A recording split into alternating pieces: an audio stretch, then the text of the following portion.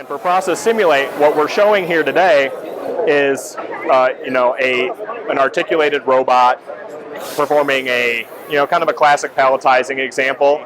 We have a couple different use cases here where we've designed an end-of-arm tool to pick up the cold brew coffee and move it from one conveyor to another for custom six-packs. And the tool design has collisions. It's not working properly.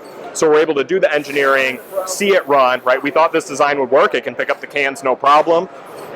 But once we actually go to run it, we're getting collisions. It's not going to work in actual production. So we've designed a product. We need to now produce it.